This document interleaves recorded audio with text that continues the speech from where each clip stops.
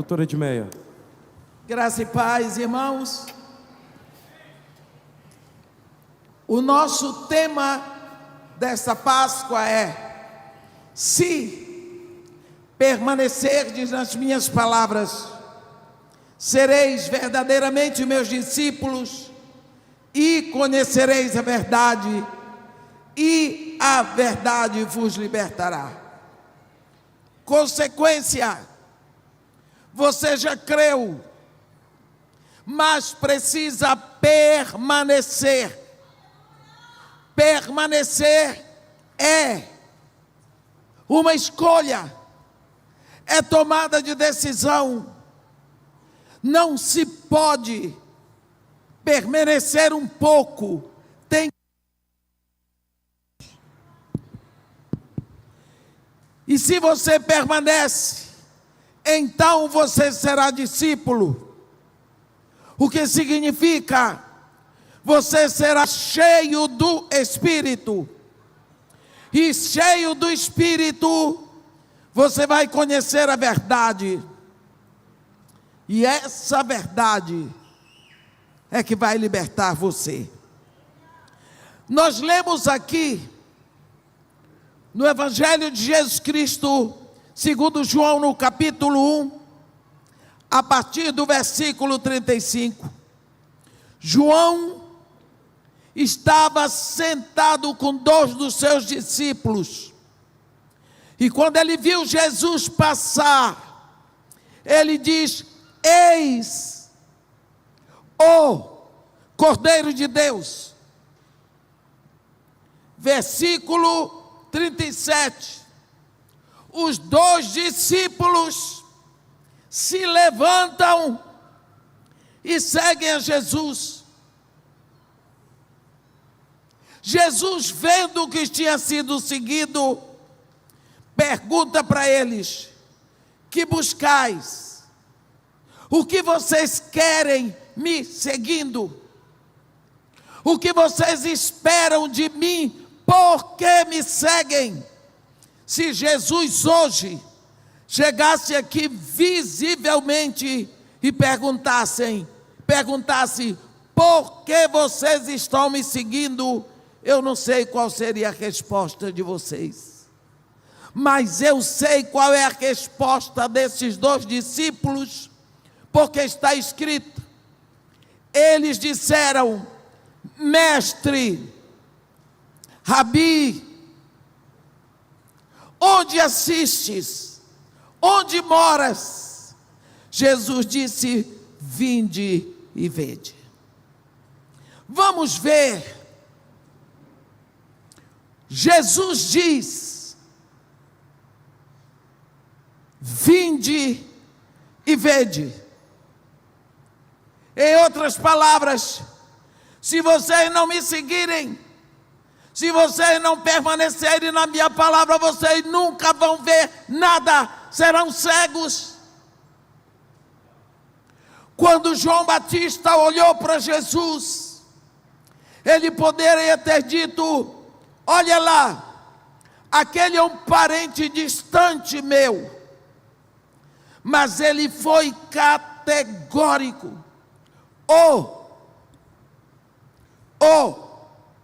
Só tem um Cordeiro de Deus. Ele estava falando da maior profecia bíblica. Ele estava dizendo para os seus discípulos: é sobre aquele que o nosso pai Abraão falou, o nosso pai Isaque, quando subia a montanha do Monte Moriá. É sobre ele é o Cordeiro de Deus. Nós lembramos que um dia Deus já tinha mandado embora Ismael. Desculpem, Abraão já tinha mandado embora Ismael. Quando Deus aparece para Abraão e diz: Abraão, vai a um dos montes, vai à terra de Moriá. e lá, sobre um dos montes, sacrifica em holocausto a mim o teu filho único que amas. Abraão disse: sim, senhor. Ele tomou Isaque, pegou seus servos, o jumento e foi. Ao terceiro dia ele viu o monte, que hoje é aquele monte lá em Jerusalém, onde tinha sido construído o templo, onde hoje está aquela mesquita, Dome de la Roca. E ele diz, no versículo 5 do capítulo 22 de Gênesis, para os seus servos: ficai aqui com o jumento, eu e o menino subiremos, e havendo adorado, voltaremos. Existem momentos na nossa intimidade com Deus que nós não podemos ter muitas pessoas em volta. Abraão se separou dos servos. Eu vou fazer algo que faz parte da minha intimidade. Eu vou adorar. Eu vou entregar tudo o que eu tenho de melhor. Eu vou entregar meu filho. Meu irmão que está me ouvindo, quantas vezes você tem parado tudo? Desliga a televisão, desliga o celular, para num canto e diz: Senhor, recebe o meu filho. Eu te entrego o meu filho. Eu te entrego a minha filha. Eu te entrego a minha esposa. Eu te entrego a minha casa. Eu te entrego a minha conta bancária. Eu te entrego a minha vida. A sós com Deus. Deus está querendo. Deus está buscando momento de intimidade, porque amigo não é alguém que nós encontramos casualmente. Amigo, nós nos tornamos. A Bíblia diz que Noé andava com Deus, amigo de Deus.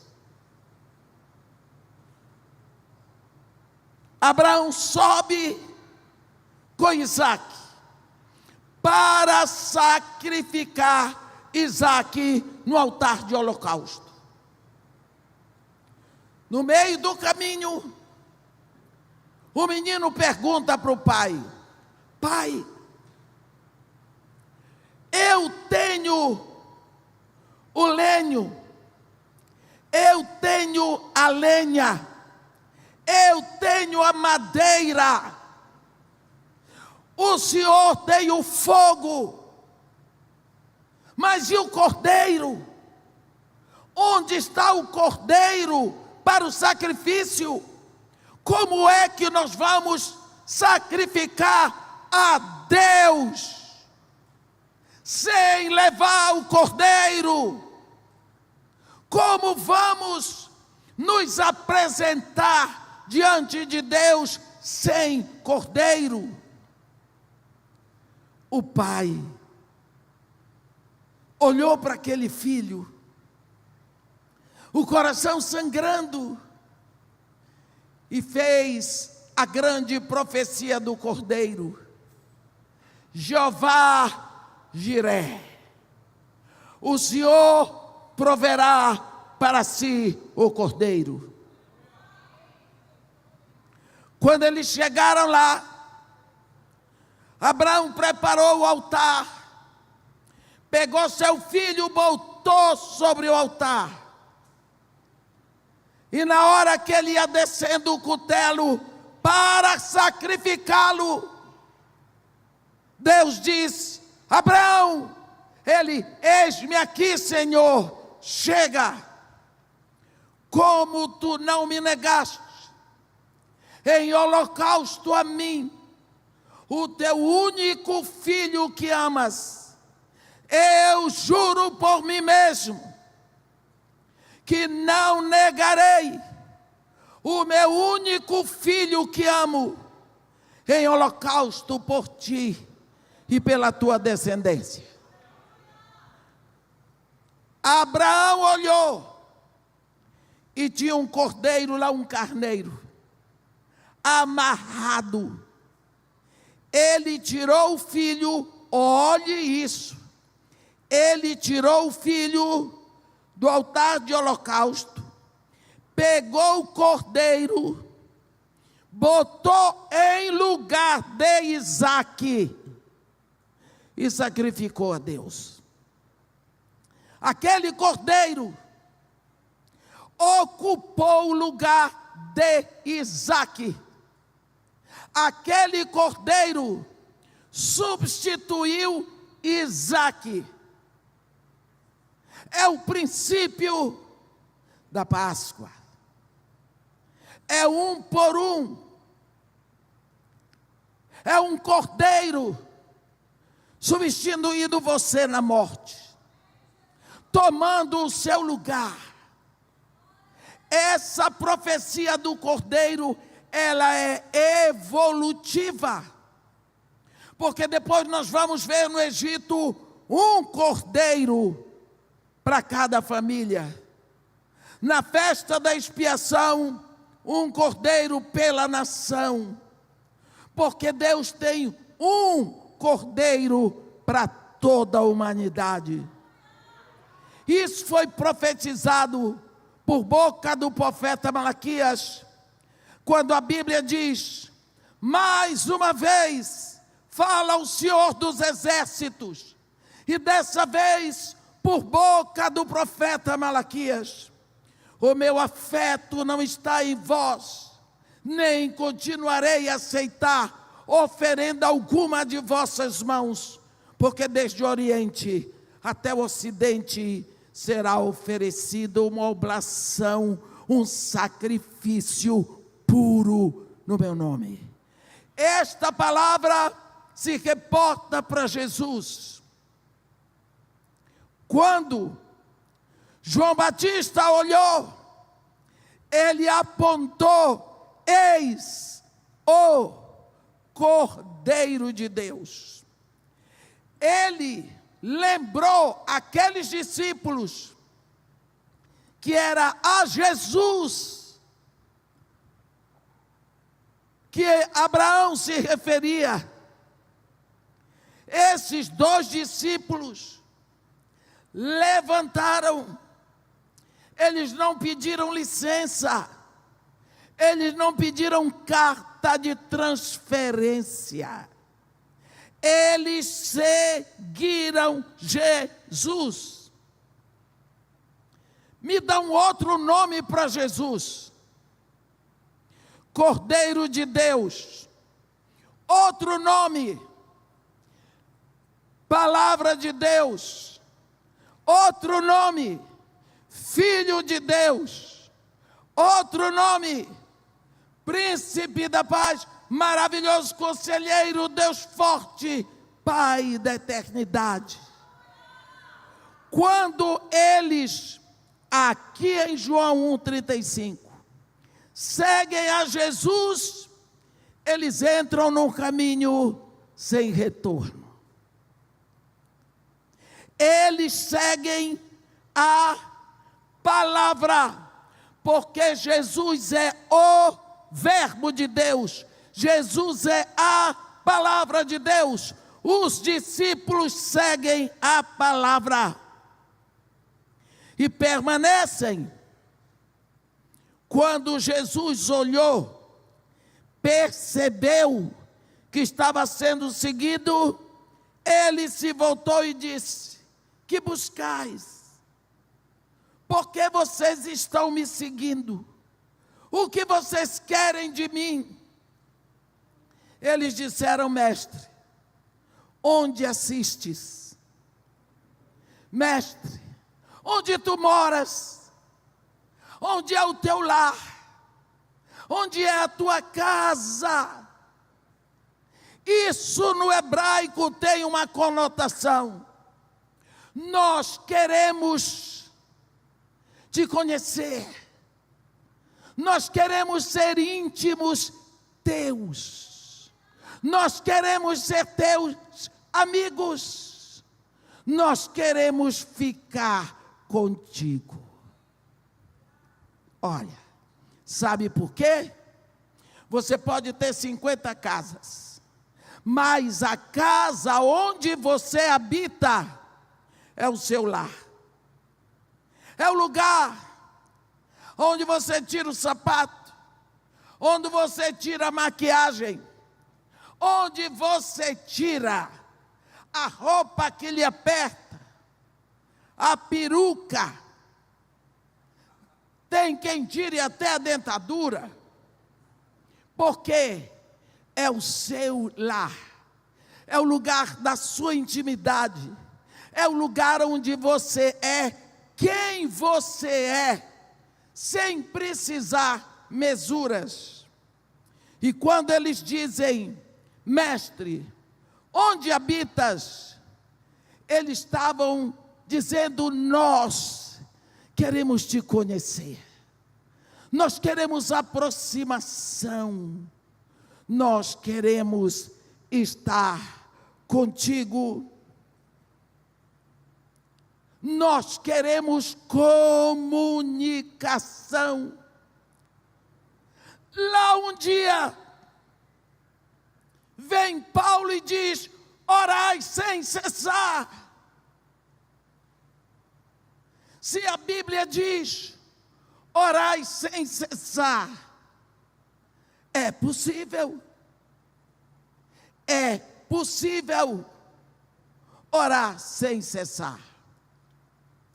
Quando nós olhamos e lembramos de toda a cena que foi exposta para nós, pensamos: por quê? Por quê? Essa expressão tão grande de amor, Deus entregar o seu próprio filho por mim, da forma que foi feita. Nós lembramos que Deus busca intimidade, Ele quer a aproximação. A Bíblia diz, lá em 1 Samuel 3, no versículo 21, que Deus se revelou a Samuel através da sua palavra. Através da sua palavra. Não há nada melhor para Deus do que a nossa comunicação com Deus. Deus quer ser conhecido para ser amado, porque Ele ama. Deixa eu dizer uma coisa para você. Havia, no primeiro século, você lê essa história no capítulo 10 de Atos, um homem cujo nome era Cornélio. Ele não era judeu, ele não seguia a lei de Moisés, ele não era adorador do Deus de Abraão, ele não era discípulo de Jesus Cristo, mas a Bíblia diz que ele era piedoso, temente a Deus com toda a sua casa, que dava muitas esmolas aos pobres e de contínuo orava a Deus. Você diz: esse homem era um crente. Não. Não. Tem crente que não faz isso.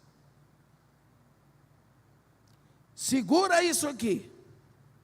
Cornélio, piedoso, temente a Deus, que fazia muitas esmolas aos pobres e de contínuo orava a Deus. Aqui. Aqui. Agora vem para cá. Apocalipse 8. Quando o Cordeiro abriu o 7º selo, fez-se silêncio no céu cerca de meia hora.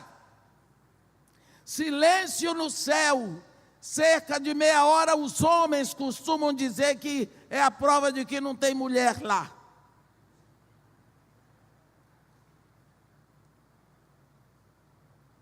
Entram nesse ambiente 7 anjos. Deus está aqui, entram 7 anjos. A cada um deles é dada uma trombeta. Depois que os 7 anjos estão, cada um com a sua trombeta, entra outro anjo, com o incensário de ouro na mão. Ele pega a brasa viva da presença de Deus, bota no incensário. É dado a ele muito incenso. Ele bota ali. O que é que tinha dentro do incensário? As suas orações, as minhas, para oferecê-lo junto com as orações dos santos. O anjo toma esse incensário de ouro e as nossas orações vão perfumar a presença de Deus. Então a oração do santo, ela sobe para perfumar a presença de Deus. Certo? Vou mostrar para você, para não dizer que eu estou inventando. Olhe lá em Apocalipse 8. Apocalipse capítulo 8. Quando o Cordeiro abriu o 7º selo, houve silêncio no céu cerca de meia hora. Então vi os 7 anjos que se acham em pé diante de Deus, e lhe foram dadas 7 trombetas. Veio outro anjo, e ficou de pé junto ao altar, com incensário de ouro, e foi-lhe dado muito incenso para oferecê-lo com as orações de todos os santos, sobre o altar de ouro que se acha diante do trono. E da mão do anjo subiu à presença de Deus a fumaça do incenso com as orações dos santos. E o anjo tomou um incensário, encheu-o do fogo do altar e o atirou à terra. E houve trovões, vozes, relâmpagos e terremoto. Então, a oração que chega diante de Deus é a oração dos santos. Quem são os santos? São aqueles que um dia se renderam a Jesus Cristo. Não tem esse negócio de que santo é aquele que faz milagre depois de morto. Não. Em vida nunca fez. Como é que vai fazer depois de morto, meu irmão? Se eu morresse, o primeiro milagre que eu ia fazer era me ressuscitar. Santo é aquele que está no caminho da santificação. Um exemplo, só um. Quando Paulo escreve uma carta para os crentes de Éfeso, ele diz aos santos e fiéis que se encontram em Éfeso. Santo é você, santo sou eu. Nós estamos no caminho de santificação. No dia em que você se rendeu a Jesus Cristo, naquela hora, aconteceu justificação. A justificação é pronta, é completa, é total. O preço foi pago. Mas lhe é dado o Espírito para começar o processo de santificação. A partir daquele momento, você é um santo em crescimento. A partir daquele momento, a sua oração sobe para perfumar o trono do seu Pai. Agora vamos voltar para Cornélio. Ele não era santo. Ele não era filho de Deus. Cornélio não era. Mas ele de contínuo orava a Deus, está escrito, Atos 10. Então, o que acontece com essa oração? Fica aqui, ó.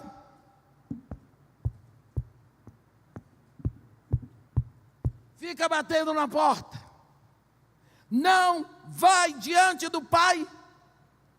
Porque desde que Jesus Cristo veio, o Pai só aceita da terra aquilo que veio através de Jesus. Eu sou o caminho. Ninguém vem ao Pai senão por mim. A oração do santo, por mais safado que seja o santo, chega. Mas se não for santo, não vem não. Vai ficar de fora batendo. Só que Cornélio orava sem cessar. Este homem, ele batia direto na porta. Lá um dia Deus disse, eu vou resolver o problema desse homem. Aí o que foi que Deus fez? Mandou um anjo. Cornélio, você vai mandar mensageiros a Jope e vai procurar por Simão, apelidado Pedro. Ele está hospedado nas casas de Simão, curtidor, cuja residência fica à beira-mar. Cornélio era um centurião da corte italiana. Ele era responsável por 100 soldados. Ele entendia das coisas, mandou 2 ordenanças chamar Pedro. Ele morava em Cesareia. De Cesareia para Jope, eram 2 dias para ir, 2 para voltar. Enquanto ele mandou as ordenanças, ele convidou todo mundo que conhecia. Todo mundo que conhecia. 4º dia chega Pedro. E Pedro queria saber, porque o Senhor mandou me chamar. Ele contou da visão e disse para ele, portanto, sem demora mandei chamar-te. Fizeste bem em vir. Agora, pois, estamos todos aqui, na presença de Deus, prontos para ouvir tudo o que te foi ordenado da parte do Senhor. Eu quero dizer para vocês, esta palavra fez diferença no meu ministério. O dia que eu meditei sobre isso, eu passei a olhar para os meus irmãos com outros olhos. Meus irmãos não deixam a sua casa, porque lá não tem cadeira. Vocês não deixam o conforto de vocês para vir aqui, porque aqui é melhor. Não, a casa de vocês é melhor. Vocês gastam dinheiro, gasolina, ônibus, para vir aqui, para quê? Para ouvir o que foi ordenado da parte do Senhor, eu tenho que entregar. O dia que eu não tiver, eu vou abrir um livro da Bíblia e vou ler para vocês ouvirem. Essa é a responsabilidade do púlpito. É entregar o que os filhos de Deus vieram buscar. Voltando para Cornélio, porque a oração dele não chegava, porque ele ainda não tinha Jesus. Agora, a Bíblia diz que Pedro começou a falar para aquelas pessoas. A Bíblia diz, é tão interessante, aqui no versículo 44, ainda Pedro falava essas coisas, quando caiu o Espírito Santo sobre todos os que ouviam a palavra. Agora pense, a próxima vez que Cornélio orar, a oração dele sobre para perfumar o trono de Deus. Por quê? Porque agora ele é filho, agora ele tem aproximação, agora ele tem comunicação, agora ele tem Jesus. Conhecer a Deus é andar na sua palavra, é permanecer na sua palavra, é conhecê-lo. Ele é a verdade, e a verdade é luz, e à medida que você vai entrando na luz, entrando na verdade, você vai sendo liberto da visão da escuridão do mundo. A Bíblia diz, nós sabemos que somos de Deus, mas este mundo inteirinho jaz no maligno. Você viu ali, na cruz, o grande grito. Quando Deus criou o mundo, a Bíblia diz, trevas cobriam a superfície do abismo. Nada acontecia. Até que Deus veio com a palavra e disse, haja luz. Deus ordenou luz. E houve luz. Mas a segunda ordem de Deus foi, haja separação entre luz e trevas. E houve. Deus ordenou separação entre luz e trevas. Vamos para a cruz? Vamos ver o que aconteceu ali? Durante todo o tempo que Jesus estava na cruz, ele falou 7 vezes. A primeira palavra que ele disse na cruz foi, Pai, perdoa-lhes, eles não sabem o que fazem. E a última foi, Pai, nas tuas mãos eu entrego o meu espírito. Esse rapaz esteve o tempo todo olhando para o Pai, em comunhão com o Pai. Mas a Bíblia diz em 1 de João 1,5, Deus é luz, nele não há treva alguma. O apóstolo Paulo diz que comunhão pode haver entre luz e trevas, não pode. Agora, Jesus está na cruz, de frente para o Pai. Chega a hora em que ele voluntariamente se transforma numa pústula de pecado. Ali na cruz, ele aceita ser um assassino, um ladrão, um adúltero, um enganador. Pensa todo o pecado e toda a maldição que nós temos sobre ele. E ele bebeu este cálice de morte. E quando ele aceita todo o pecado, Ele é treva e o Pai é luz.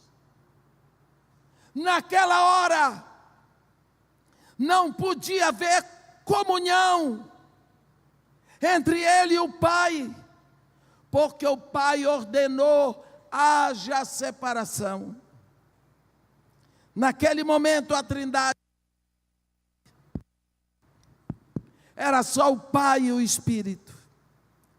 E naquela hora, quando Jesus não viu o Pai, ele deu o grito que Adão devia ter dado lá no Éden, quando Adão se viu nu, separado de Deus.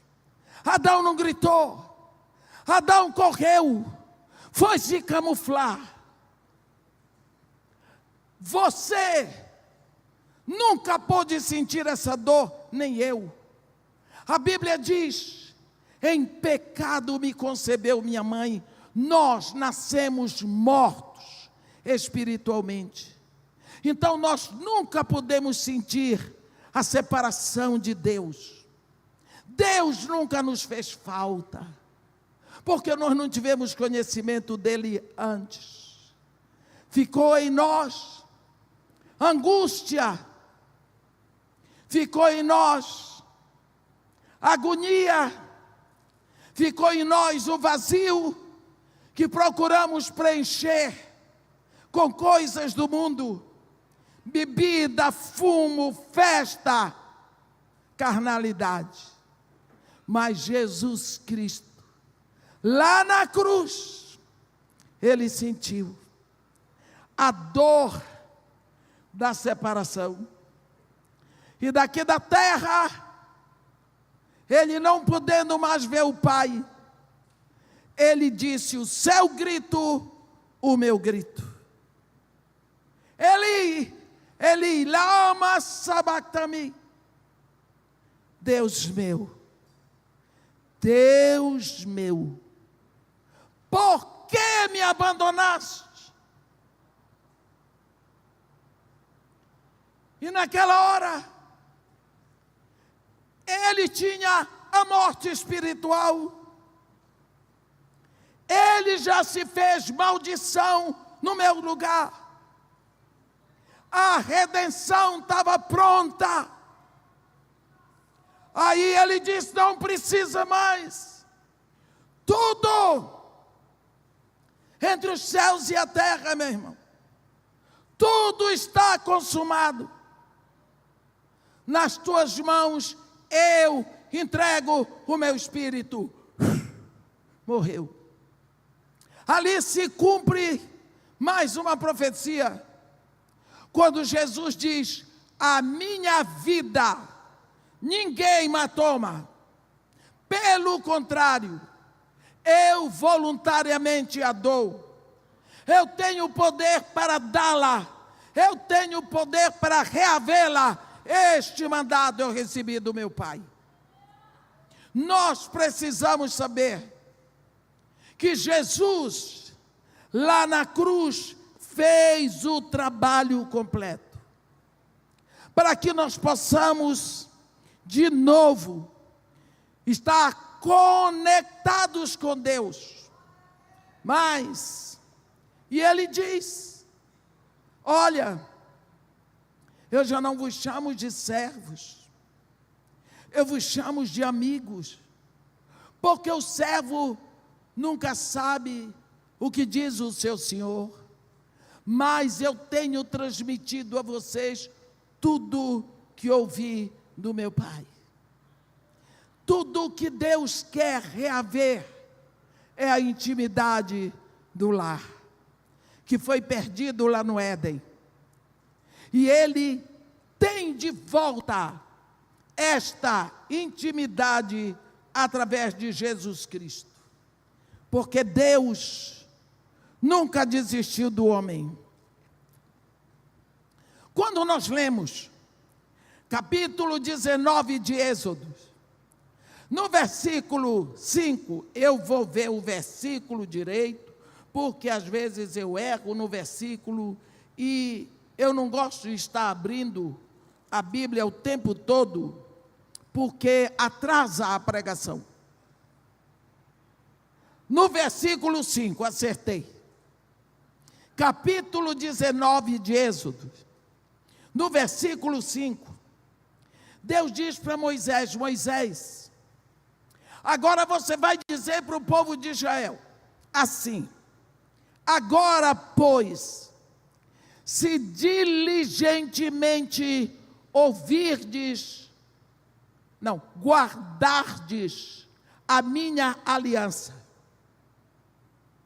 vós sereis a minha propriedade exclusiva entre todos os povos, porque toda a terra é minha.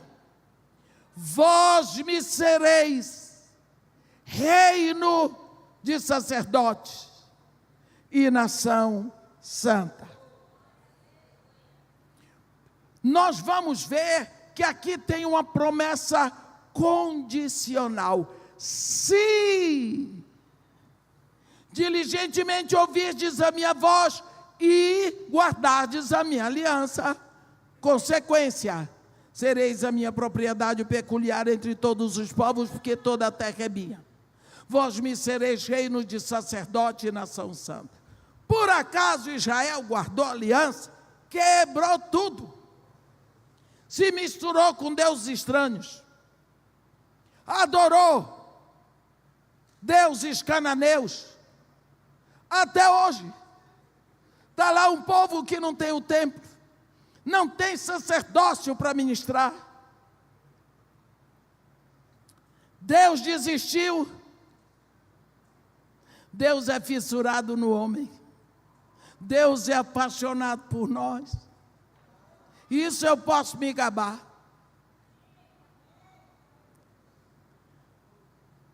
Deus sabia, eu vou ter na terra. Eu vou entregar meu filho, mas eu vou ter. Um dia, um judeu, discípulo de Jesus Cristo, no primeiro século, ele estava escrevendo uma carta para a igreja. Esse é o Pedro querido. Na primeira carta, capítulo 2, versículo 9, parece que eu estou vendo Pedro parar. Tchum!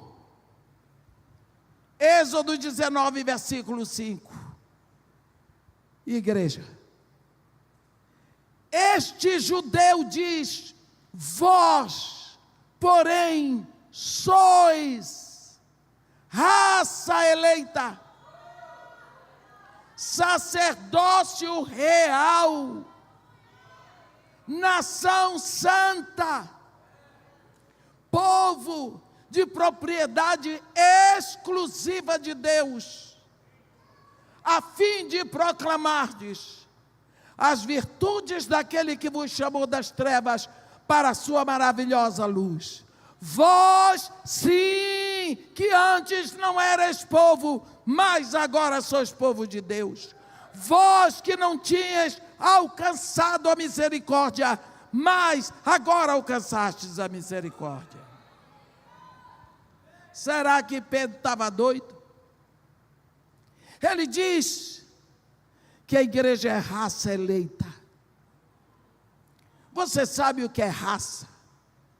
Raça tem características próprias. Você vê a raça negra, característica da raça negra, cabelo carapinha, não é? Pele escura. Só isso? Não. Sensibilidade de movimentos. Formação de ossos. Isso é característica de uma raça. Pega outra raça, branca, pele clara, cabelo liso, sem nenhuma poesia. Às vezes, os olhos claros. Raça oriental. Quando você vê que nós chamamos raça amarela, um japonês, um coreano, um chinês, você não sabe quem é quem. Mas você sabe, eles não são europeus. Eles não são africanos, que eles são, sei lá, são orientais. Por quê? Característica racial. Você olha aquele gordinho da Coreia, Shinjuin, não sei o quê. Lógico que aquilo não é europeu. Você vê um índio. Índio tem cabelo liso como branco, mas ele não é europeu. Índio não tem a pele escura como negro, mas ele não é europeu. Ele é índio. Normalmente tem um pescoço mais curto, eu acho. Não sei por quê. Me diga uma coisa. Então, qual é a característica da raça eleita? Ah, te peguei agora. Se a raça negra é caracterizada por um cabelo e uma pele, cor da pele, a raça branca, a raça eleita, que raça é essa? Vou lhe dizer. Dia de Pentecostes. Dia de Pentecostes. A Bíblia diz, estavam todos reunidos no mesmo lugar. Todos quem? Os discípulos, cheios da palavra de Deus, com medo dos judeus, esperando que viesse o Espírito Santo. Lá em cima, Jesus foi glorificado, mandou o Espírito. A Bíblia diz, ao cumprir-se o dia de Pentecostes, Atos 2, estavam todos os discípulos reunidos no mesmo lugar, quando de repente ouviu-se um som do céu, como de um vento impetuoso que encheu toda a casa. Pense o susto daqueles irmãos. Um vento, de onde vem, não sei, a casa toda fechada, comete um vento impetuoso. Você sabe o que é um vento impetuoso? Dentro de uma casa toda fechada, esse vento encheu toda a casa. Meus irmãos, eu já pesquisei isso em 13 línguas. Em todas elas o vento é impetuoso, fortíssimo. Apareceram distribuídas entre eles línguas como de fogo, que pousou uma sobre cada um deles. Todos ficaram cheios do Espírito Santo e passaram a falar em novas línguas, segundo o Espírito os conduzia que falasse. Quando você lê Atos 2, ninguém gritou de dor, ninguém sofreu queimadura, ninguém ficou prejudicado.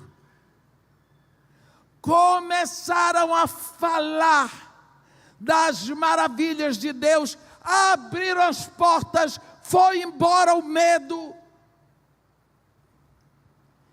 A Bíblia diz que a língua de fogo pousou.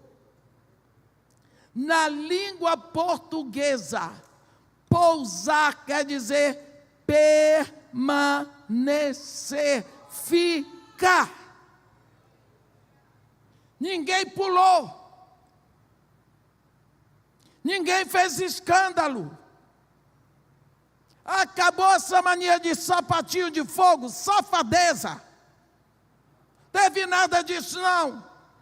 O Espírito de Deus veio para levar alguém a fazer palhaçada no culto ao Deus eterno, meus irmãos. Que isso? Ficaram cheios do Espírito Santo. Pergunto, o que foi que aconteceu com aquela língua de fogo? Aquela língua de fogo veio do alto, ela entrou e houve uma explosão aqui. 120 pessoas, quando abriram aquela porta, espiritualmente, anjos e demônios olhavam. Ei, o que é isso? Que povo é esse? Que gente é essa? Tem preto, tem branco, tem tudo, mas que fogo é esse? Aqui dentro, uma candeia acesa. Eram todos eles pessoas, não importa a raça do corpo, mas surgiu uma raça nova na terra, chamada raça eleita. Qual a característica dessa raça? Fogo!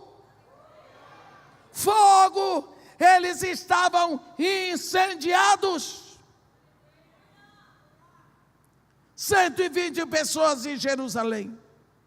Pedro faz o primeiro discurso de um pecador no poder do Espírito Santo.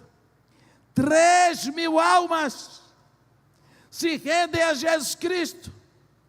3.120 candeias humanas pegando fogo nas ruas de Jerusalém. No outro dia, por causa do milagre do coxo da porta do templo chamada Formosa, mais 2.000 pessoas vieram.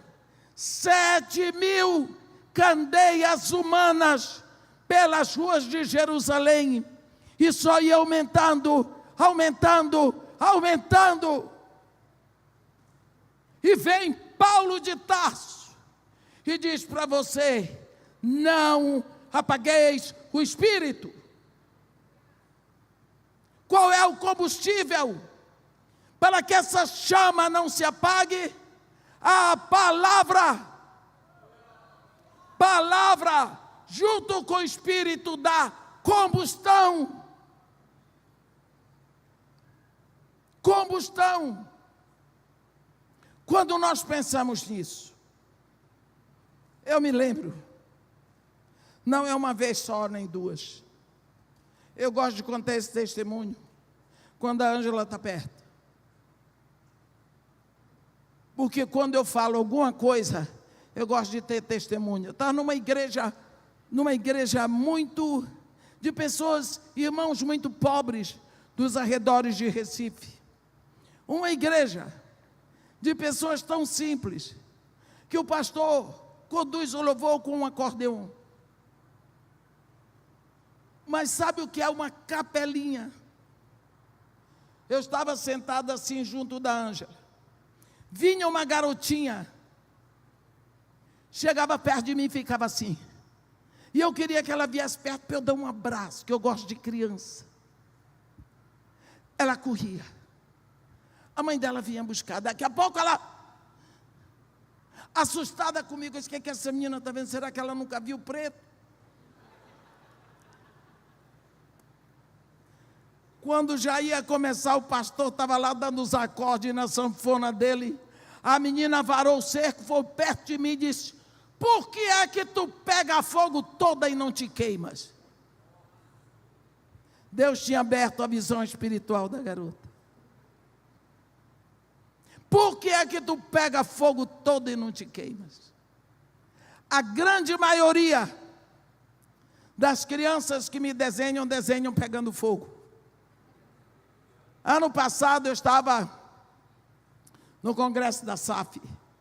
SAF é a Sociedade Auxiliadora Feminina, lá da Gávea. Foi uma moça, que é médica da aeronáutica. Irmã, a senhora lembra de mim? Eu disse: eu não, minha filha, parece que eu nunca lhe vi, mas você é bonita assim. Eu sou fulana de tal, filha do pastor tal. De lá de... Aí ela falou, do Jaimorés. Eu disse: menina, você cresceu isso tudo? É, irmã. Hoje eu moro aqui no Rio, sou médica da Marinha, e eu vim aqui só para lhe falar que a minha irmã mora na Austrália, é médica também, disse para eu vir aqui lhe dar um abraço. Porque a menina, quando eu estava pregando, ela ia para lá e gritava fogo, estava pegando fogo tudo em mim.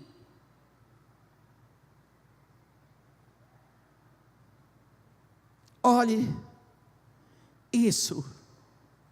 Você acha que Deus ia tocar fogo só em mim? Botar seu filho na cruz para tocar fogo só numa véia?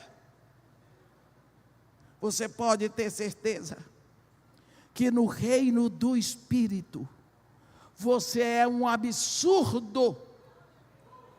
Você é um absurdo. Você tem fogo. Mas, quando você não mantém a chama acesa, o fogo se apaga. Por isso, Paulo diz: não apagueis o Espírito. E qual é o combustível para o Espírito? A palavra se permanecerdes na minha palavra, sereis verdadeiramente meus discípulos, e conhecereis a verdade, e a verdade vos libertará. Porque a verdade vai queimando todas as camuflagens. A verdade vai queimando todo o engano. A verdade vai queimando de você tudo aquilo que é rebarba que lhe separa do Pai. Por isso ele diz: permanecei em mim, permanecei no meu amor. Como o ramo não pode dar frutos se não tiver na videira, assim vós não podereis frutificar se não permanecerdes em mim.